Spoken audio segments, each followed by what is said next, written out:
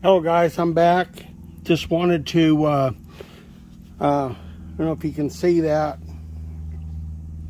We're setting up the springs on JustMoparJoe's heads. And this is called a spring height mic. And then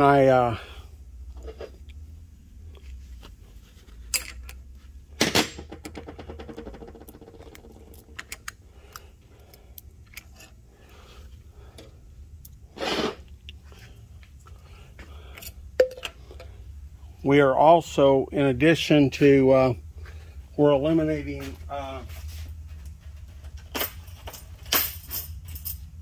the Edelbrock heads had cups on the head for spring cups. We're putting and installing ID locators.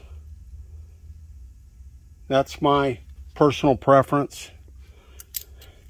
You can see that that fits the inside of that spring better. Get that in focus there. And that will center up on them springs.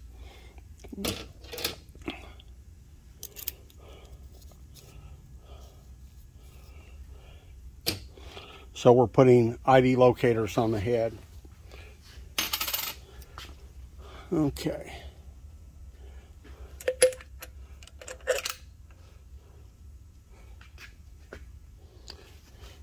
And I'm not going to film this whole process. You'll have the idea.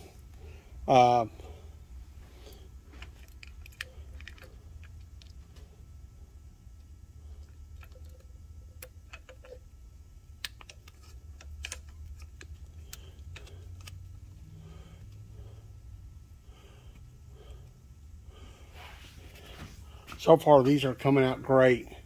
So, they're between 1 inch 885 and 890. So I'll be back.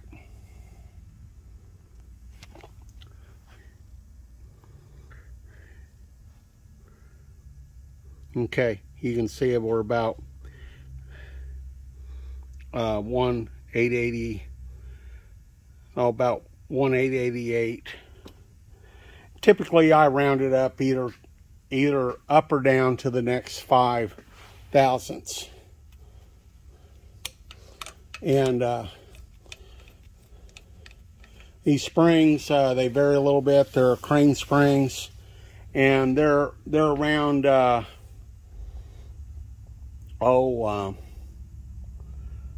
they vary about 5 pounds, which is it's fine.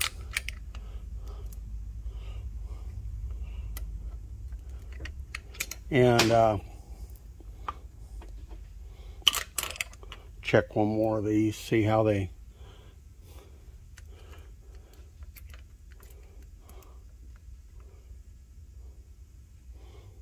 running.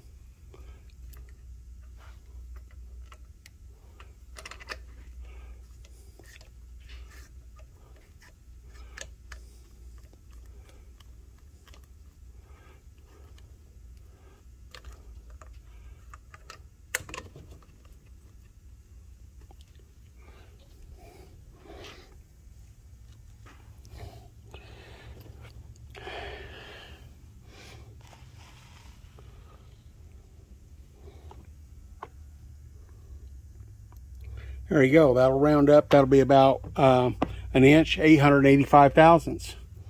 Looking really good.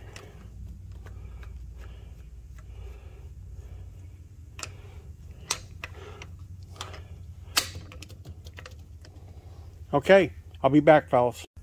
Okay, guys, I'm going to show you. I've got a Rimac, and it's a 1,000-pound spring tester. Of course, we're not going to use that today. And I've already got my depth set up. And, of course, I added my retainer thickness. You always want to do that. You want to check these springs with a retainer, because it has a step on the inside of that retainer, and that compresses that inner spring down. A lot of people fail to do this, and they just put the spring on there. And I'll show you what that looks like.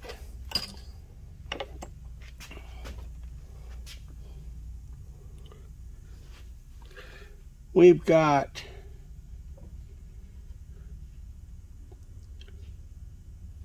well, I'd have to readjust the height, but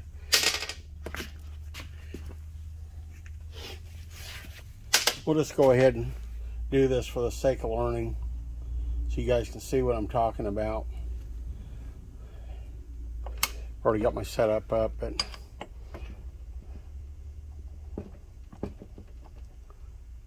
I'm just going to come down there. I'm just going to barely touch that. I'm going to set my lock on my, and we've got about 145 pounds.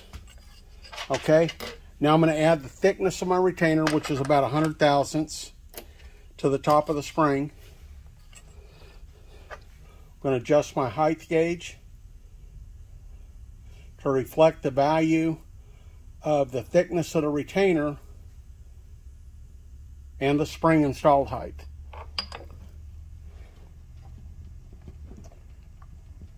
And there again, you don't want to make sure you have pressure on there.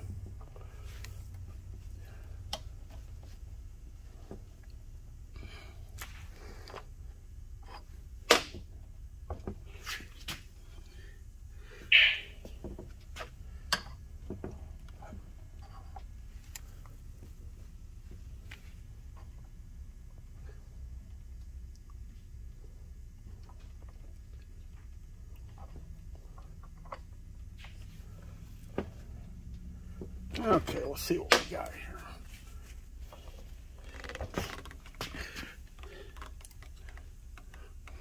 We got about 160, 165 pounds. And I had them way I had it set up before. And there you go. You got about just right under 165 pounds. You guys get an idea. And I can go through there and I check all them. I've already checked them all, but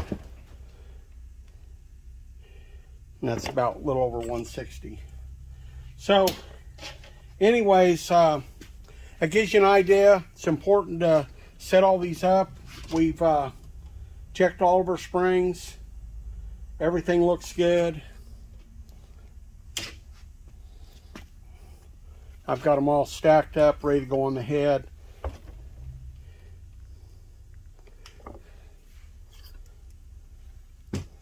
There you go. I'll be back. Let's get some of these on here and put some seals on, and let's get it together. Okay, guys, I wanted to show you one more thing. You can see we put our seals on there. We've got our Viton steel case seals. But one thing you always want to do, especially on stock heads with performance cams, you want to measure this distance between the bottom of the retainer and the top of the seal. In this case, you can see we have a ton of clearance. But as you can see there, we've got about 880 thousandths. Typically, what you want to have is whatever your camshaft lift is, you want to have 60 thousandths more than that for safety margin. In this case, we've got a ton of clearance.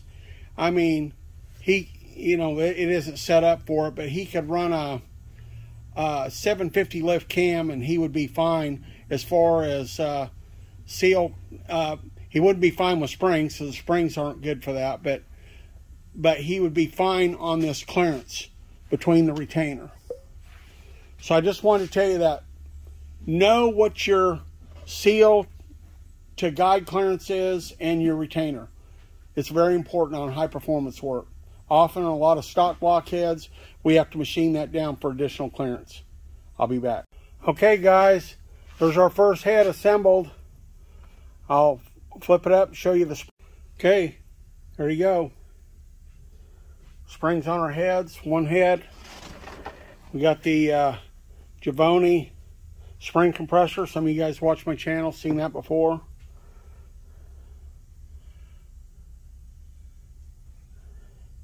There you go. We'll be back.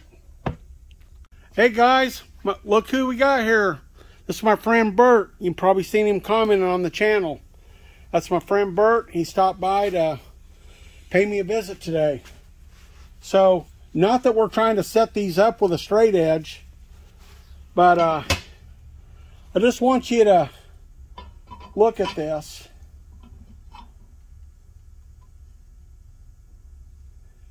It's pretty darn good. So if you was to run, like what you wouldn't want to do with these springs, if you was running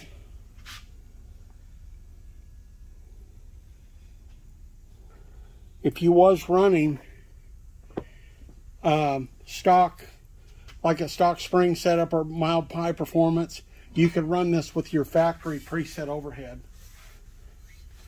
This is our second head assembled, and I'll be back. Okay, here's our second head. There you go. And this is going to be at 600 lift. This will have about 450 pounds of seat pressure, 445.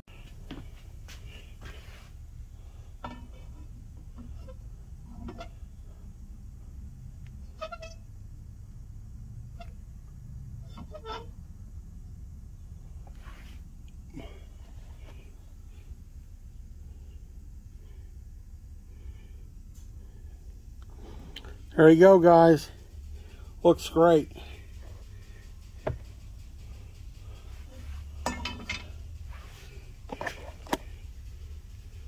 Even look on them retainers.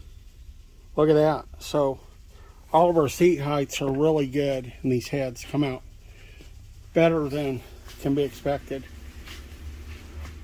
Thanks for watching, fellas. Don't forget to like and subscribe.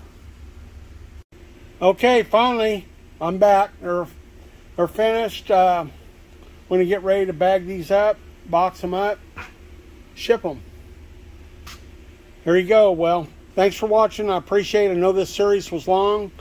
Typically, I wouldn't do this long of videos, but kind of wanted you guys to see a glimpse into the rework of these Edelbrock Estreets. I think overall, I think they're a decent set of heads. I think they need a fair amount of work, though, to bring them to this level. But I'm pretty happy with them right now. Okay, thanks a lot, fellas. Hey, guys, I'm going to kind of show you here. We're doing a vacuum test.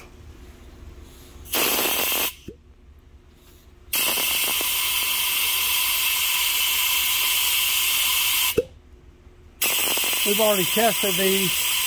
Bert and I did. What we're going to do, we tested these first three.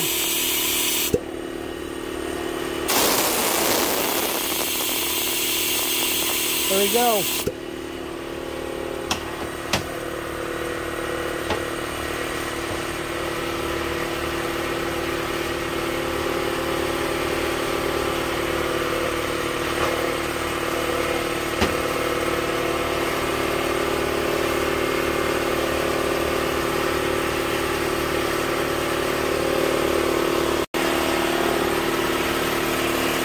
How about that, Bert?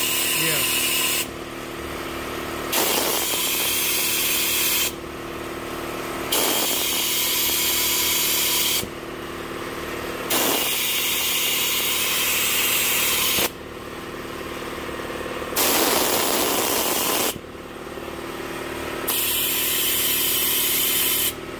Yeah, a cold coming in.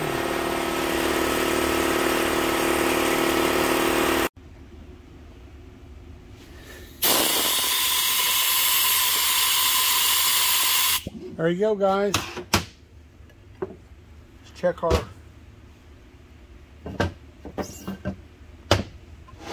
intakes.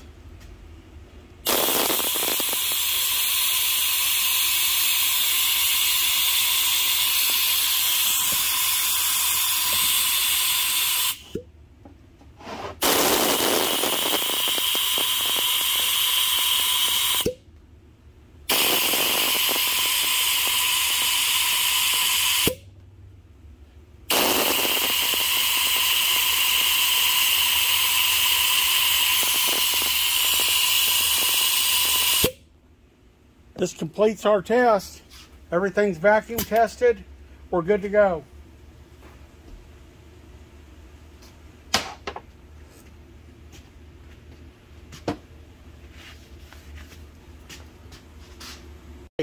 One final look. Thanks for watching again.